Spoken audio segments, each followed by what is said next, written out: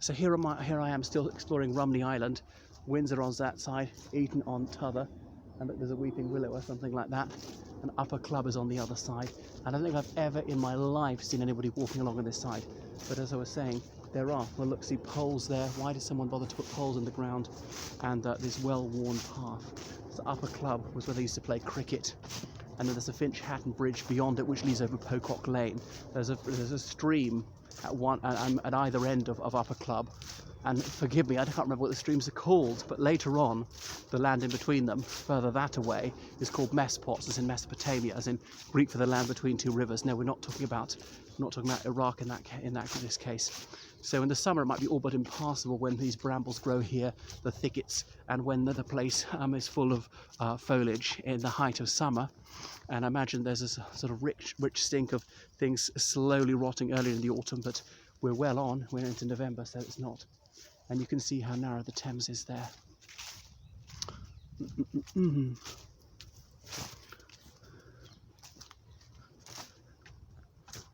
The only people I've ever seen on this island. And there's some sort of cricket nets across there. So wow, it's a long and curving island, so not so narrow now. I mean, the other side, look, the coppice there.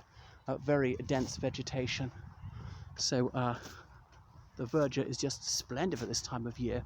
Really almost unexampled in my lifetime, because I recall late October as a child there was already frost on the grass in the morning. But yeah, seems that climate change has done away with that. And where on earth are we going to see Andrew's Boathouse? Don't tell me I've passed it. I think because I cycled into Windsor Home Park and saw the railway bridge, and under the railway bridge is a narrow path, and cycling by the Thames on the Windsor side of the Thames. Now, Windsor's the south side of the Thames. I hope I've got that right. And Eton's the north side of the Thames.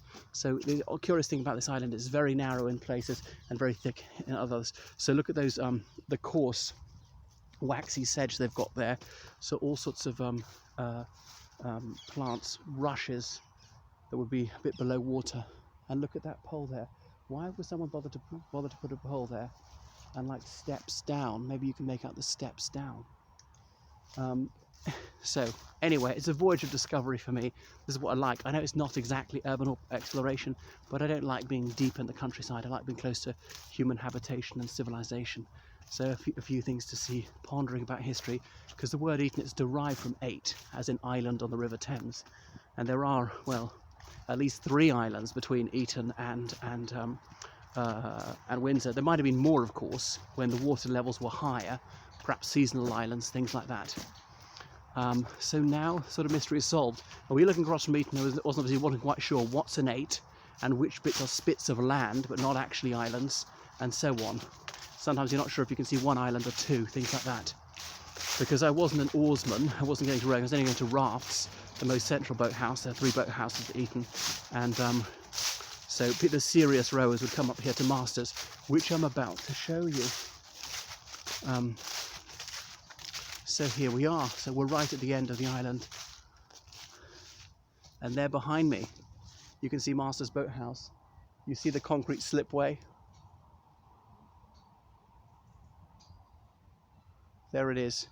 So the boat's brought down there to this sort of raft, which is floating on the river, and then they lower it in and they get in one by one. And then this sign here to tell him to go this way or that way. So, and then danger, weir upstream. There is a weir, but there's a weir on which side? On that side. I thought you can't go there. You can't go there. And then if you go, obviously, to Fellows 8, beyond that, there's another weir closer to the main bridge between Windsor and Eton. Forgive me, I can't even remember what it's called, but it's pedestrian. It's been closed to vehicles since the 1960s. So I don't think you can go beyond there. But then you see these pleasure cruisers, these boats, and they're going back from near Old Windsor. That's where they're parked overnight. I thought they wouldn't go in the winter. Apparently they do. Someone just let his dog go in, splashing in there. It's so calmed. And you can see, look in there, I mean, maybe you can see because of the light, just how shallow the river is. And it's as calm as a mill pond, which why things are reflecting almost perfectly. Just the slightest ripple across the face of the waters as a breath of wind is rubbing past it. And then there's the railway bridge I was talking about, the Eton and Windsor railway station that connects to Waterloo over there. And that's where I came in. And then look at this chunk of land. Why does it suddenly go up? Who's carved it like that? And then there's a little bit of an edge someone's put here. Yeah.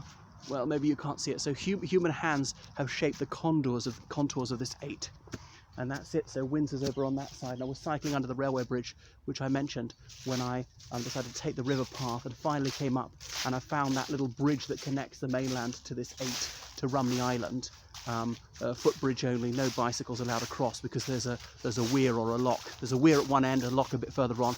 A lock you have to get out of your boat or whatever and carry it to the rowing boat. Larger boats, it takes a while to be there as the water level is lowered and raised and so on. Don't really understand. I'm not into canal boating. Well, that is just a delightful little voyage of discovery for me. Brings out the puerile side of me, but it was thrilling. I hope you enjoyed this silly little venture of mine. There we go.